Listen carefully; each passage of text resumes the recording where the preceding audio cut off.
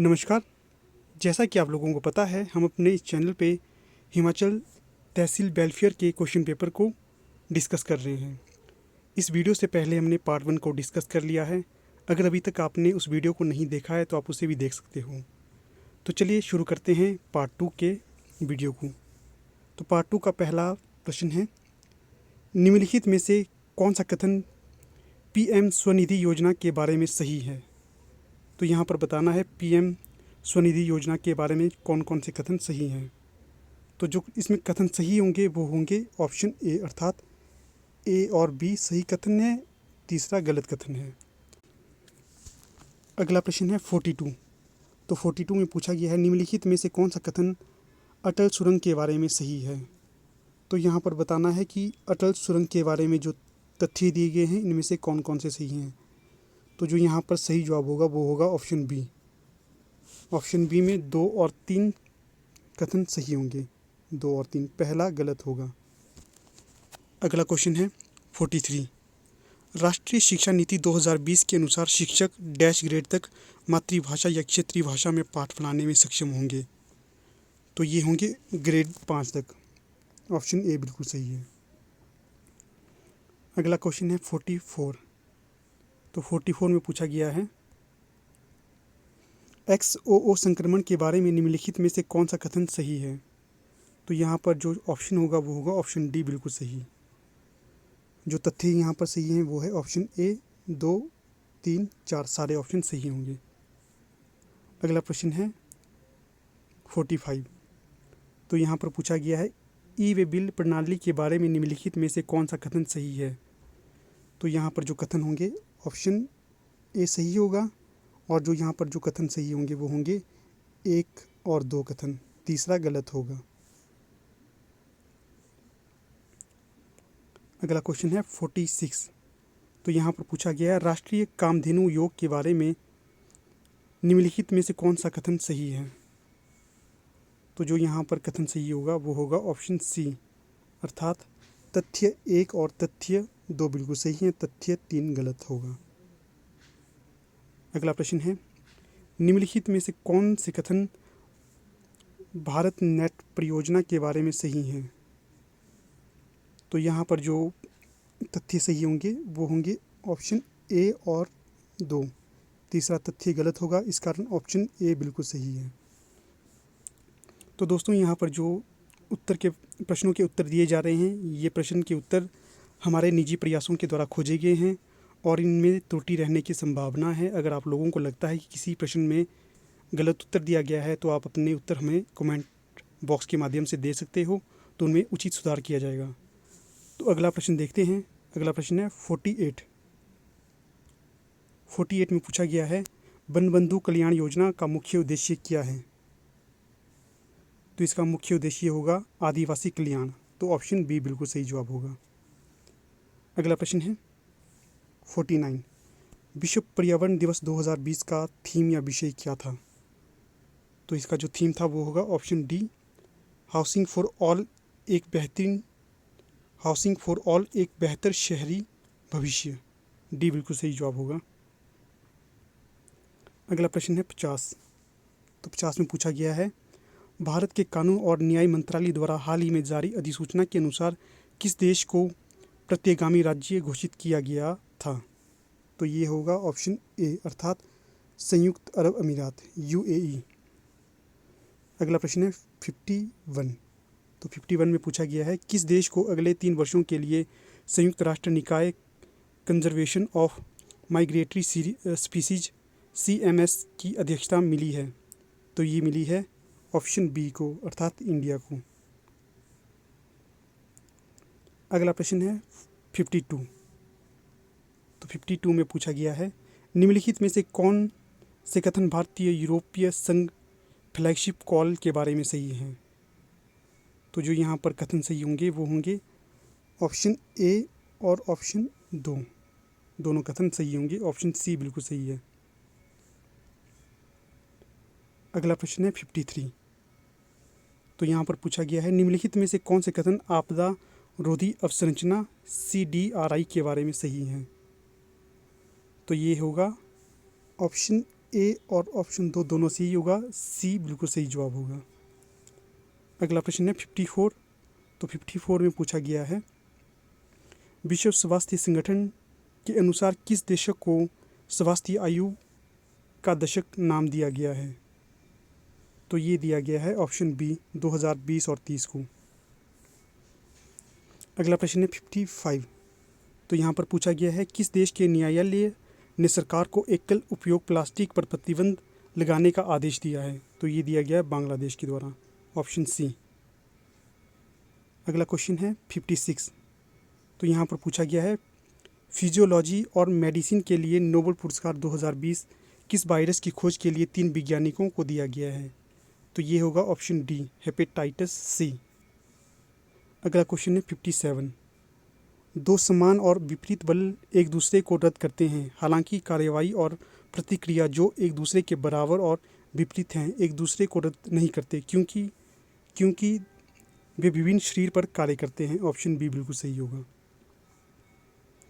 अगला है 55। कोलाइडल घोल में बिखरे हुए चरण कणों द्वारा प्रकाश के प्रकीर्णन को इसके माध्यम से गुजरने के रूप को जाना जाता है। तो ये होगा ऑप्शन बी टंडॉल प्रभाव के द्वारा। ऑप्शन बी बिल्कुल सही जवाब होगा। अगला प्रश्न है 59। तो यहाँ पर पूछा गया है जब हम खाना पकाने की प्रक्रिया के दौरान सब्जियों में नमक डालते हैं तो सब्जियां पानी छोड़ती हैं, इसके लिए कौन सी क्रिया विधि जिम्मेदार होगी? तो ये होगी ऑप्शन बी एक्सओस्मोसिस। तो जो भी दोस्तों प्रोनाउंस होगा तो ये भी सही जवाब होगा। अगला क्वेश्चन है 60। तो यहाँ पर पूछा गया है आनुवांशिक सामग्री का आदान प्रदान होता है? तो ये होता है ऑप्शन बी यौन प्रजनन के द्वारा। ऑप्शन बी सही जवाब होगा। अगला है 61वां। तो यहाँ पर पूछा गया है सविनय अवज्ञा आंदोलन क्या था? तो ये था सरकारों के कुछ कानूनों, मांगों और आदेशों का पालन करने के लिए सक्रिय इनकार। ऑप्शन बी बिल्कुल सही जवाब होगा इसका भी। अगला क्वेश्चन है 62वां। तो यहाँ पर पूछा गया है रामकृष्ण मिशन के बारे में निम्नलिखित में से कौन सा कथन सही होंगे? तो ये होगा ऑप्शन कथन 1 और कथन 2। कथन 3 सही नहीं होगा। ऑप्शन बी बिल्कुल सही होगा। अगला प्रश्न है 63वां। तो यहाँ पर पूछा गया है ईस्ट इंडिया कंपनी ने पहली बार भारत में शिक्षा को बढ़ावा देने के लिए राज्य की जिम्मेदारी स्वीकार की। अगला कथन है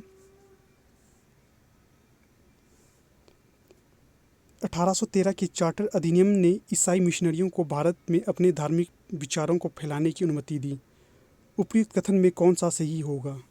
तो यहाँ पर जो कथन दोनों सही होंगे, ऑप्शन सी बिल्कुल सही जवाब होगा। अगला प्रश्न है 64वां। तो यहाँ पर पूछा गया है निम्नलिखित घटनाओं पर विचार करें और उन्हें सही कालक्रमिक क्रम में व्यवस्थित करें। तो जो इसमें सही होगा वो होगा ऑप्शन डी। सबसे पहले आएगा 2, उसके पश्चात 1, उसके पश्चात 4, उसके पश्चात 3।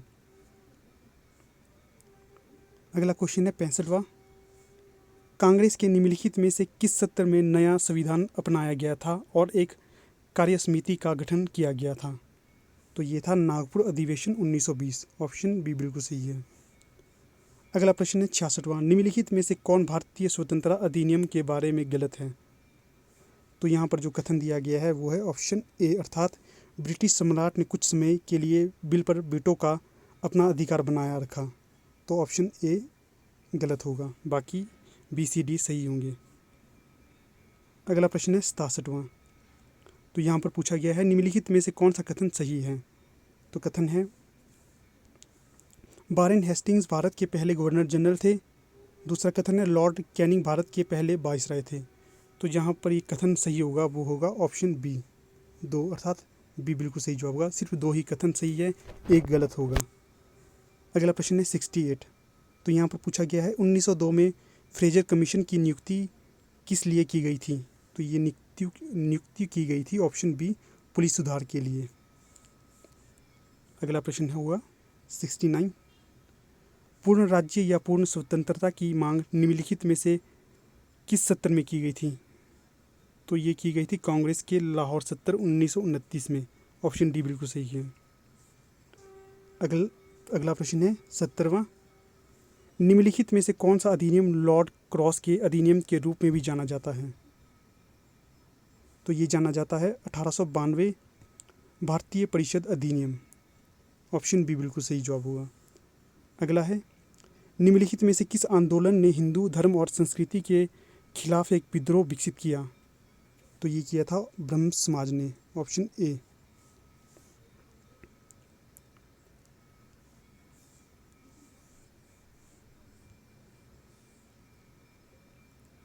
अगला प्रश्न है 72। राजा राम मोहन राय ने एक ईश्वर की अवधारणा कहाँ से उधार ली थी? तो ये ली थी ऑप्शन ए वेदों से। तो इसका सही जवाब होगा ऑप्शन ए। राजा राम मोहन राय ने एक ईश्वर की अवधारणा वेदों से ली थी। अगला प्रश्न है 73। ब्रह्म समाज का विरोध करने के उद्देश्य से धर्म सभा की स्थापना किसने की थी? तो ये की थी राधाकांत देव ने। Option C. अगला प्रश्न है निम्नलिखित में से किस अधिनियम ने विधवाओं के विवाह को वैध बनाया? तो ये बनाया था ऑप्शन ए। अगला है 75। पाणिनि की अष्टाध्यायी किस पर आधारित है? तो ये आधारित है ऑप्शन ए व्याकरण पर। अगला प्रश्न है धर्मसूत्र विवाह को वर्गीकृत करते हैं? तो ये करते हैं 8 प्रकार से। Option B. अगला प्रश्न है 77वां। जैन धर्म के त्रिरत्न में डैश का समावेश नहीं है? तो इसमें सही भोजन का समावेश नहीं है, बाकी सही आस्था, सही ज्ञान, सही आचरण का समावेश है। अगला प्रश्न है बुलंदी वाक्य पुरातात्विक अवशेष डैश से जुड़े हुए हैं? तो ये जुड़े हुए हैं ऑप्शन ए पाटलिपुत्र से। अगला प्रश्न है स्तूप वास्तुकला के सोपानों का संकेत है? स्तूप वास्तुकला में सोपानों का संकेत है तो ये है वृत्ताकार पथ। ऑप्शन ए सही जवाब होगा। अगला प्रश्न है 80वां। देवगढ़ में दशावतार मंदिर निम्नलिखित से संबंधित हैं? तो ये संबंधित है गुप्त काल से। ऑप्शन सी सही जवाब है। अगला प्रश्न है संघ शब्द लैटिन भाषा के शब्द फेदुस से लिया गया है जिसका अर्थ होता है नियम। ऑप्शन सी सही है। अगला प्रश्न है 82। तो यहाँ पर पूछा गया है संविधान की 11वीं अनुसूची में निम्नलिखित में से कौन सी कार्यात्मक वस्तुएं हैं? तो ये है ऑप्शन सी सही जवाब। इसमें होगा 2, 3 और 5। 2, 3 और 5, बाकी 4 नहीं होगा, ना ही 1 होगा। और जो इसमें दिए गए हैं वो देखते हैं। परंपरागत ऊर्जा ये नहीं होगा। सार्वजनिक वितरण प्रणाली ये होगा। लघु उद्योग ये भी होगा। खनन ये नहीं होगा।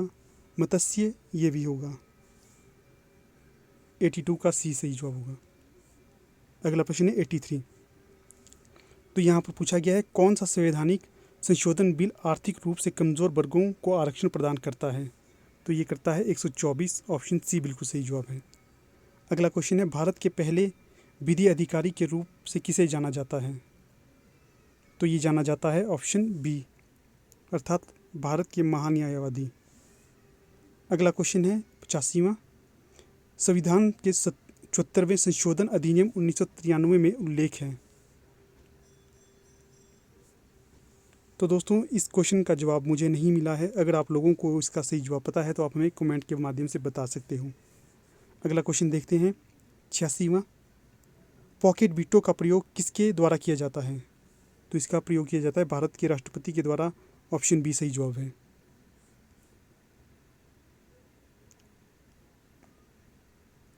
अगला प्रश्न है 87वां।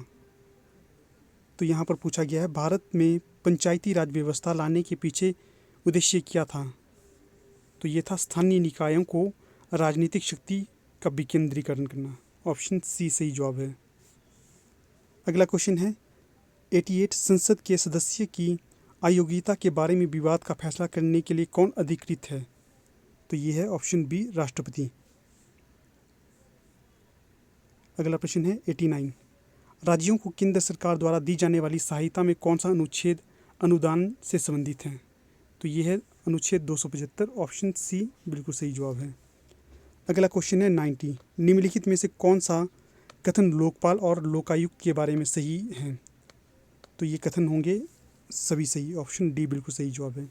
कथन 1, कथन 2, कथन 3 सभी सही हैं। अगला क्वेश्चन है 91।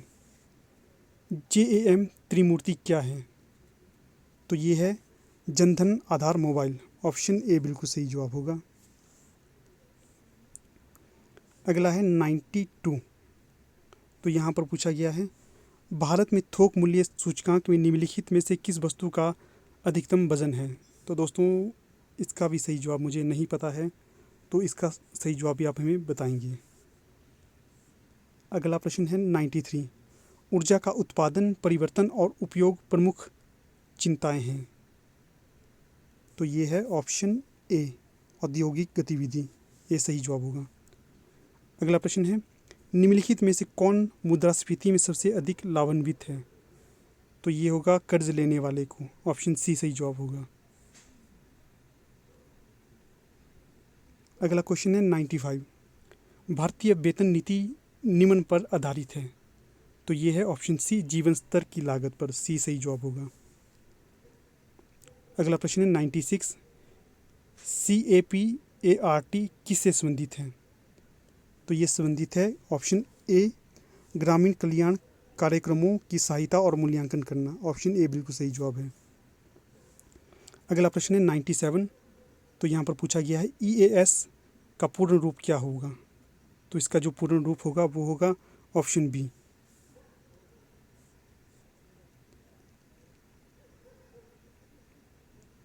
तो यहाँ पर जो पूर्ण रूप है वो है एम्प्लॉयमेंट एश्योरेंस स्कीम, रोजगार गारंटी योजना। अगला क्वेश्चन 98। तो 98 में पूछा गया है भारत में छिपी हुई बेरोजगारी मुख्यतः सीमित है। तो ये सीमित है ऑप्शन सी, अर्थात 2 और 4, ग्रामीण क्षेत्रों और शहरी क्षेत्रों में। अगला क्वेश्चन है 99। नव उद्घाटित हेल्पलाइन उद्यमी मित्र सहायता के लिए है। तो ये बताना है किसकी सहायता के लिए है? सूक्ष्म, लघु और मध्यम उद्योगों की सहायता के लिए, ऑप्शन बी बिल्कुल सही जवाब है। अगला क्वेश्चन है 100वां। इनमें से कौन भारत में गरीबी का कारण नहीं है? तो ये होगा ग्रामीण से शहरी भारत में लोगों का प्रवासन, ऑप्शन ए बिल्कुल सही जवाब है। जो कारण है गरीबी के वो है भूमि का असमान वितरण, ग्रामीण विकास का निम्न स्तर और आय असमानता। तो ये 3 कारण होंगे और ऑप्शन ए कारण नहीं होगा। तो ठीक है दोस्तों, यहाँ पर हमारी पूरी वीडियो का समापन हो जाता है। हमने लगभग 2-3 प्रश्नों को छोड़कर पूरे क्वेश्चन को डिस्कस कर लिया है। तो ठीक है, यहाँ पर हम अपनी वीडियो का समापन कर लेते हैं। फिर मुलाकात होगी आपसे एक नई वीडियो के साथ। तब तक के लिए धन्यवाद।